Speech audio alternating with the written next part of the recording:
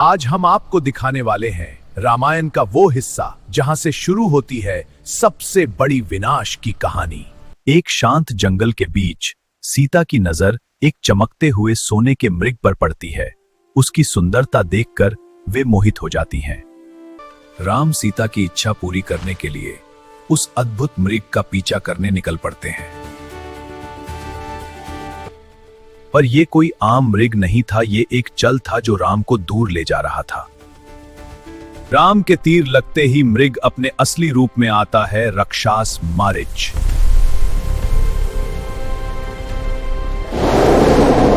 अपनी आखिरी सांस में वो राम की आवाज में चीखता है, हे लक्ष्मण, हे सीता।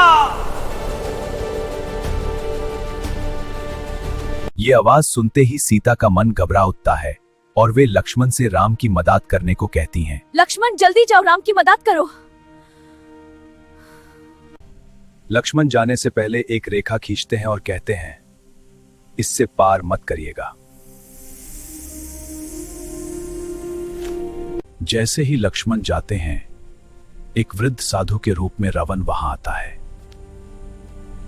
वो भिक्षा मांगता है और सीता को बाहर आने के लिए मजबूर करता है।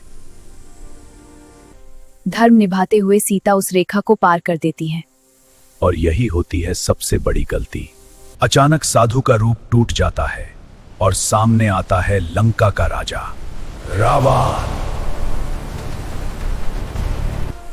रावण बलपूर्वक सीता को उठाकर अपने पुष्पक विमान में ले जाता है। सीता मदद के लिए चीखती रहती है, लेकिन जंगल चुप रहता है। तभी वीर पक्षी जटायु रावण का रास्ता रोकता है। जटायु अपनी पूरी शक्ति से लड़ता है सीता को बचाने के लिए।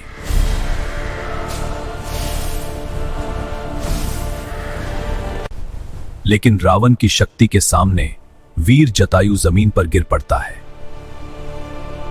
रावण सीता को लेकर समुंदर पार लंका की तरफ बढ़ जाता है। लंका सोना से बनी एक सुंदर नगरी, जहां सीता को कैद किया जाता है।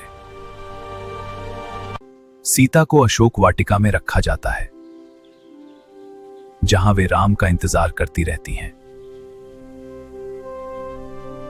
जब राम वापस लौटते हैं और सीता को वहां नहीं पाते, तब शुरू होती है सबसे बड़ी लड़ाई।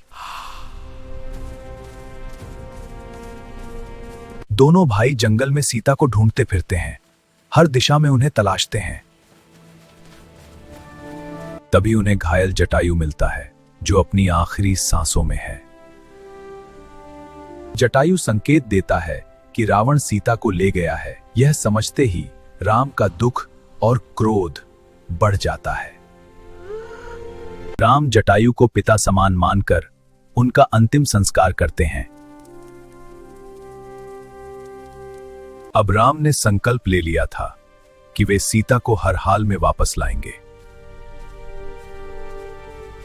यात्रा के दौरान उनकी मुलाकात सुग्रीव से होती है, जो भय में जी रहा होता है। दोनों एक दूसरे की मदद करने का संकल्प लेते हैं और एक नई मित्रता शुरू होती है। राम सुग्रीव की सहायता के लिए बाली का वध करते हैं।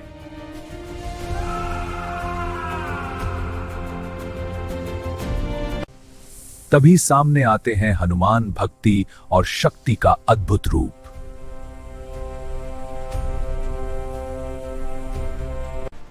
हनुमान और वानर सेना के साथ राम समुद्र के किनारे पहुंचते हैं। अब सबसे बड़ा सवाल, समुद्र पार करके लंका तक कौन पहुंचेगा?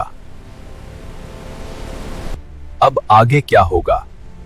क्या हनुमान समुद्र पार कर पाएंगे? जानने के लिए अगला भाग जल्द आएगा। लाइक करें और सब्सक्राइब जरूर करें।